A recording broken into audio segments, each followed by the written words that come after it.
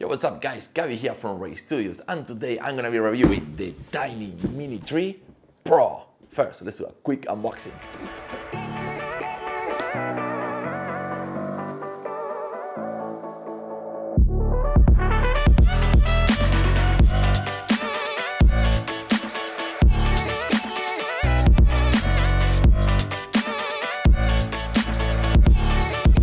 Okay, so here it is, Tynee Mini 3 Pro. Before I go out there and get it all dirty, I want to take a quick look at the design and show you guys how this board looks like. So it is a very familiar look. It looks like the Mini 3, like the Mini 2, and actually looks like the original Tynee Mini 1. So, at least when it comes to the grip tape. Now, the one different with this grip tape is that this foam padded, so it's going to be a little bit more comfortable. As soon as we turn this around, we can see this huge battery that merged into one with the ESC case. We have some vents of metal for the ESC, so to prevent a little bit of overheating. And then the charging port looks really nice. Let's see if I can open that. There we go, relatively easy to open and to close, and it goes flush with the battery case. That looks very nice. We only have very small here, the Tynee logo. And the other thing that we can notice here that is different from previous boards are the graphics. So they have to have different graphics probably because the battery case is so big. And yeah, I kind of like it. Overall, it looks very nice. And the other thing that looks different here, well, actually two more things, are the motors. These motors are huge. I mean, a shortboard with these kind of motors, that's gonna be rather interesting. And of course, we also have the brand new Cloud Wheels Hydro wheels, which are 105 millimeters. So that's gonna make it a little bit better going over rough terrain, and it's gonna be way better when going in different weather conditions. Like I know many of you guys live in areas where it's rainy all the time, like in Seattle, or maybe even snow.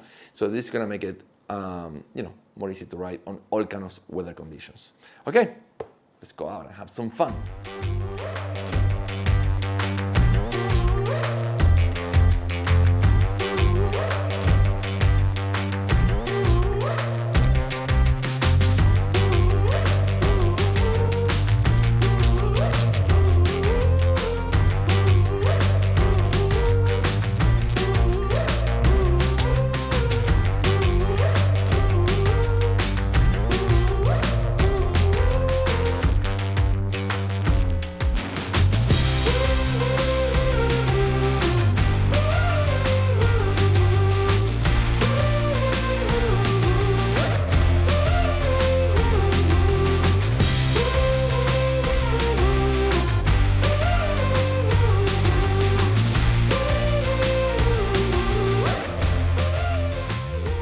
Alright guys, so first impressions after riding for a couple of weeks. And it took me that long to initiate this review because I didn't want to rush in and kind of give you like an overall look of how it feels riding this board. I wanted to give you like an in-depth review of the Tynee Mini 3 Pro.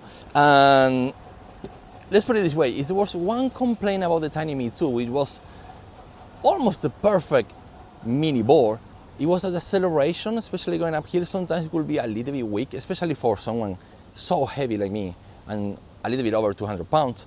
And then the brakes could definitely improve. Well, those two issues have completely solved. Now the acceleration is actually scary, and the brakes are like one of the best brakes on any electric skateboard ever. I mean, especially on this category of shortboards. To put it into context, let's say it's kind of like on the same ballpark as something like the Meepo Voyager X, which it is a beast of board. So yeah, that happened. Okay, let's keep riding and I'll tell you a little bit more about this Tynee Mini 3 Pro.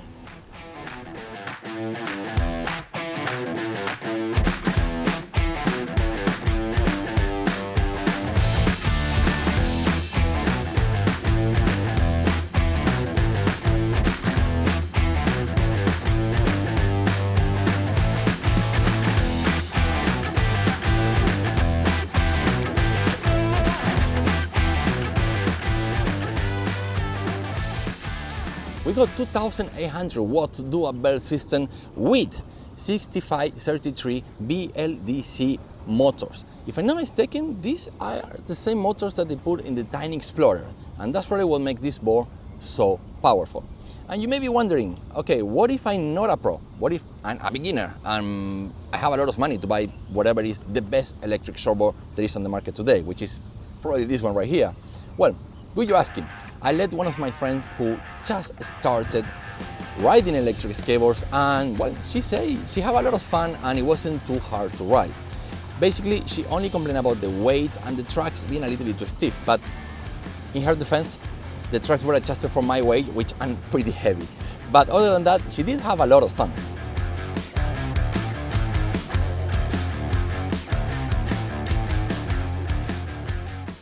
Now let's talk about the overall riding experience. It is actually a very comfortable board. The deck is one of the best ever. It's basically a clone of the boosted Mini. Now with the kicktail, makes it very easy to navigate in the city. We do have a concave and I feel like it really grabbed my feet. My feet's always in place, feel very comfortable. It actually feels like it's a bigger deck. So yeah, and the fact that it's a clone of the booster, well, it's okay. I mean, nowadays every single company is copying boosted when it comes to the electric shortboards. They're basically all about the same.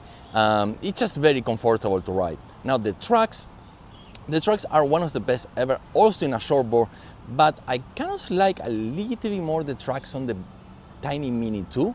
They were a little bit more forgiving, like it will carve better. This one are 43 degrees reverse kimping tracks. What does that mean? So 45 degrees like in the Tynee Mini 2 and the Tynee Mini 1 means that it can turn and carve a little bit better. So now having 43 degrees means that it's a lot more stable for high speed, and it is. But why would you want to go that fast on an electric shortboard? I mean, you can, it's nice to have the speed and the power and everything, but I don't think that's so necessary. I would rather have better carvability, if that is even a word. But yeah, I would rather not sacrifice turning and carving for stability at high speed when in a shortboard you don't usually go that fast.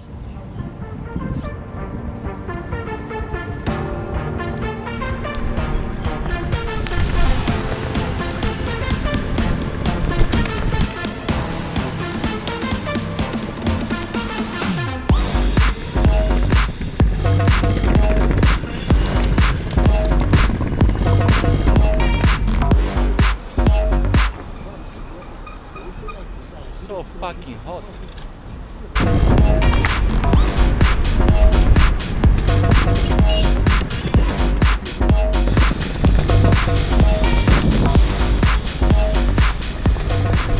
So how about this board for commuting in the city? Well, that's exactly what I'm doing right now as I'm shooting this video. I just come to Decathlon. For you guys in America, that's like, I don't know, Target or Walmart. So I need to buy some short pants for going to the gym because I'm trying to get fit for the summer. And yeah, I've been riding for somewhere around 4 or 5 kilometers. As a matter of fact, I'm inside the shopping mall right now. And on the first level, Decathlon is on the basement.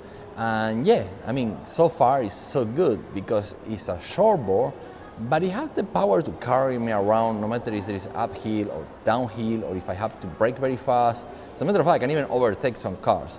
So yeah, it's very comfortable. Now the issue comes when you're not riding it and instead you need to carry it. That's something that I'm probably gonna have to do very soon as I'm getting into Decathlon. So yeah, it's heavy. It is very heavy for a shortboard. As a matter of fact, it's even heavier for a longboard. So it's nearly 10 kilograms. And because you cannot drag it from the front tracks like you will usually do with longboards, in which you take it like a suitcase and you let the rear wheels roll. And so you kind of like don't carry the whole weight. Here you have to carry the whole weight. You have to grab it from the front tracks and actually lift it up. And believe me, it's really heavy.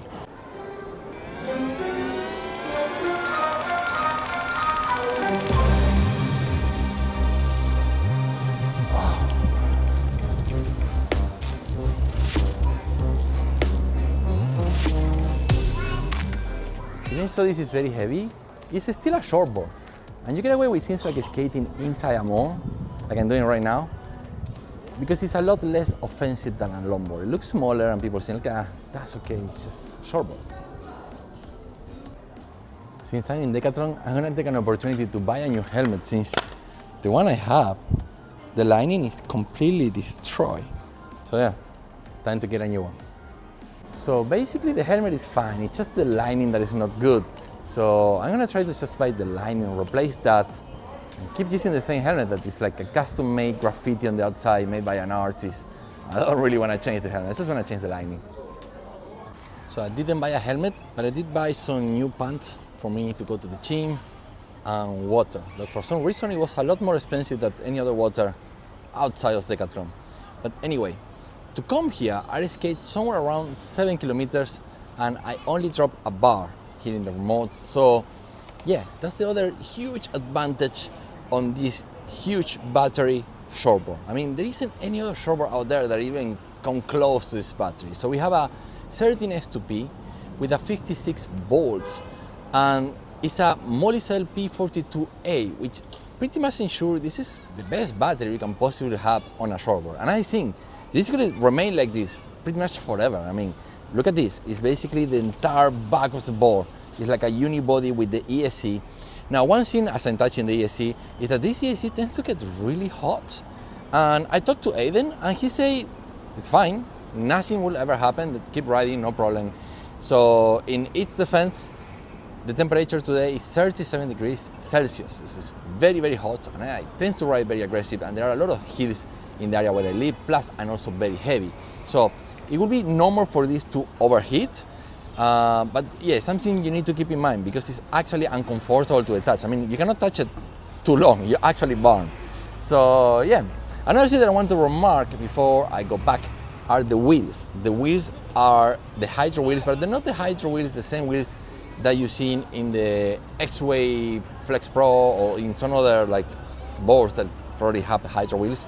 These are a little bit bigger. These are 105 millimeters. So they're a lot more comfortable and a lot more forgiving when going over bad terrains. So on top of that, well, the hydro wheels, which means you can ride on very rainy days or when the road is completely wet. And it's a lot more safer than the common PU wheels that, for example, the Tynee Mini 1 and 2 have.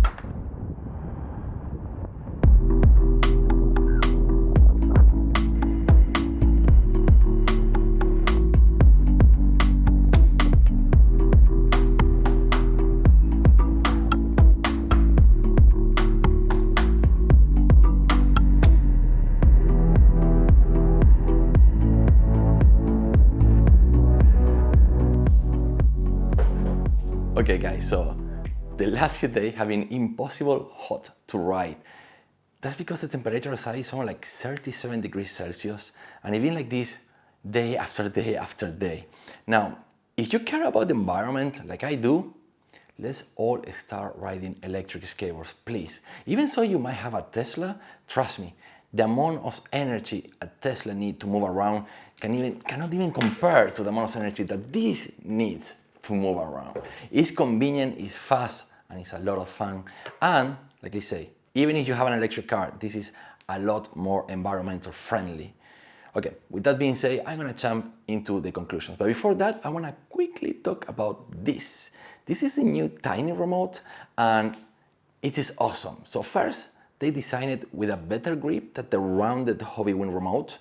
So here your finger rests very nicely. The wheel action is very nice, just like any other Hobbywing remote. But what is new is this switch right here.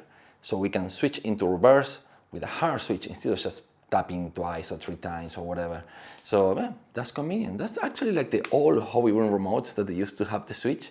What is good about the switch is kind of like a little bit stiff to do it, so you won't change it by accident. Then we have a couple of buttons and the LCD screen, and there is absolutely all the information you can possibly imagine about the Tynee Mini 3 Pro, including information about the battery, the temperature, and stuff like that. But what's really cool about it is that you can change all settings. You can change the acceleration power on each individual gear and the braking power on each individual gear. So for example, I have my level 4 to 100% on everything because yeah, level 4, like to impress my friends, to drag race to other riders. But then I have my level 3, which is kind of like my cruiser gear. So I will set it up to like 60-70% power, because this board is already too powerful. That 60% is kind of like enough for me, especially for cruising. You don't want to like suddenly like boom and fall off the board. And I also set the brakes a little bit softer because they're also too strong. And then I have my level 1 for when I borrow this board to a friend, and I set it up very soft, like 20%. And then I have my level 2 for like people who know how to ride, but yeah, they never ride on an actual pro board.